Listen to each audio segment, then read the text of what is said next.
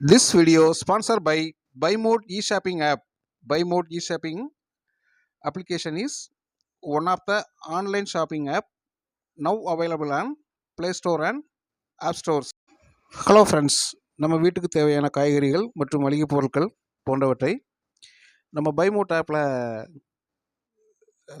Shopping பண்ணுறது மூலமாக விலை குறைவாகவும் தரமானதாகவும் உங்களுக்கு கிடைக்கிறதுக்கு வாய்ப்பு இருக்குது. இதை நீங்கள் பயன்படுத்துறது மட்டும் இல்லாமல் உங்களோட நண்பர்களுக்கும் உறவுகளுக்கும் சொல்லுங்கள். பைமோட்டோட லிங்க் வந்து நான் என்னோடய டிஸ்கிரிப்ஷனில் கொடுக்குறேன்.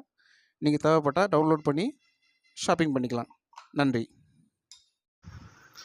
வணக்கம் உறவுகளே, மீண்டும் ஒரு காணொளியோடு உங்களோடு நான். காவல்துறை அதிகாரியிடமே ரூபாய் 2,00,000 மோசடி செய்த ஆன்லைன் கும்பல். காவல்துறை அதிகாரியவே ஆட்டை போட்டிருக்கிறாங்க. நம்மெல்லாம் ஏமாத்துறவங்க, சாமானிய மக்கள்லாம். ஓகே, ஒரு காவல்துறை அதிகாரிகிட்ட ஆன்லைன் மோசடியாளர்கள் வந்து செஞ்ச ஒரு மோசடி பற்றி நம்ம இன்றைக்கி பார்க்கலாம்.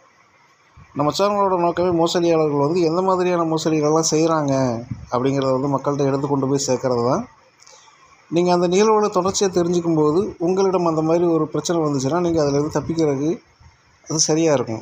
அதனால் இந்த நம்ம சேனலோட நோக்கம் வந்து விதவிதமான மோசடிகள் எப்படியெல்லாம் அரங்கேறுது அப்படிங்கிறத மக்கள்கிட்ட கொண்டு போய் சேர்க்கறது தான். நன்றி மக்களே, இந்த காணொலியை முழுமையாக கேளுங்கள். இந்தியாவில் டிஜிட்டல் பண பரிவர்த்தனைகள் அதிகரித்து வரும் நிலையில் அதனை பயன்படுத்தி செய்யப்படும் மோசடி செயல்களும் அதிகரித்தே வருகின்றன. பல்வேறு வகைகளில் தினம் ஆன்லைன் மோசடி சம்பவங்கள் அரங்கேற்றப்பட்டு வருகிறது. தற்போது டெல்லியைச் சேர்ந்த காவல்துறை துணை உதவி ஆய்வாளர் ஒருவரே இந்த ஆன்லைன் மோசடி சம்பவத்தில் சிக்கிய சம்பவம் பெரும் பரபரப்பை ஏற்படுத்தியுள்ளது. டெல்லியின் கிழக்கு மாவட்டத்தை சேர்ந்த துணை உதவி ஆய்வாளர் வினோத் தியாகி. இவர் மேற்கொண்ட போன்பே பரிவர்த்தனை ஒன்றிற்காக கேஷ்பேக் வழங்குகிறோம் என்று கூறி இவரை தேடி மொபைல் அழைப்பின் மூலம் தொடர்பு கொண்டிருக்கின்றனர் மோசடி பேர்வழிகள். இந்த கேஷ்பேக்கை பெற ஆண்ட்ராய்டு செயலி ஒன்றை அவர் ஸ்மார்ட் போனில் பதிவிறக்கம் செய்ய வேண்டும் என்று தெரிவித்திருக்கிறார்கள்.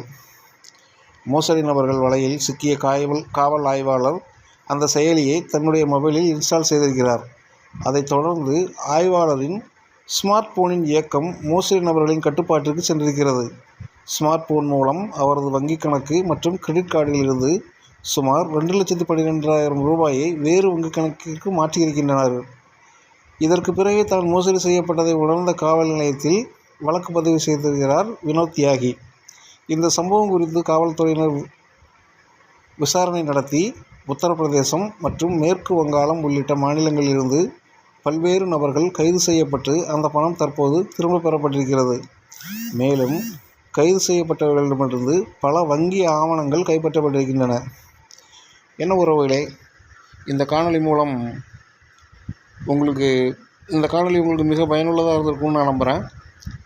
இதே மாதிரி உங்களுக்கு தெரியாத நபர்கள் சொல்லக்கூடிய